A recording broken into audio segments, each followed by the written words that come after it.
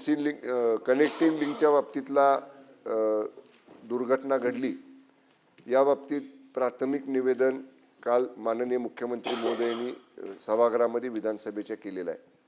सन्माननीय सभापती महोदय, आपली प्राथमिकता काल ही होती की तो रस्ता पूर्ववत चालू करणं।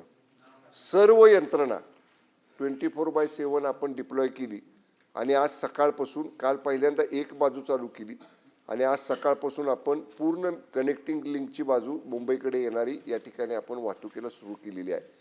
याच्यामध्ये सन्माननीय सभापती महोदय, आपल्याला फॅक्ट फाइंडिंग्स म्हणजे नैसर्गिक आपत्तीचं कारण आहे का, आता जी शंका सन्मान्य सदस्यांनी उपस्थित केली की कामाच्या दर्जामधली काय शंका आहे, ऐका ना। कारण शेवटी आपण जर काल माननीय मुख्यमंत्री महोदयांचं निवेदन ऐकलं असेल तर काल या 8 दिवसामध्ये जो पाऊस झाला तो पाऊस प्रचंड महिन्याभरात झाला नाही, एवढा पाऊस 4-5 दिवसामध्ये झाला। त्यामुळं नवीन काम होतं आणि त्या ठिकाणी पावसाचं प्रमाण चौपटीनं जास्त होतं। तर फॅक्ट फाइंडिंग सरकार करते, सरकार त्याच्यामधली जी कारणं आहेत ती कारणं शोधते, तज्ज्ञांच्याकडनं शोधते। ती कारणं समोर आल्यानंतर जरूर सरकारकडनं सुद्धा याचं सविस्तर आपल्या सभागृहासमोर या ठिकाणी म्हणणं सरकारचं मांडलं जाईल। पहिली गोष्ट सन्मान्य सभापती महोदय, कुणालाही पाठीशी घालणार हे सरकार नाही।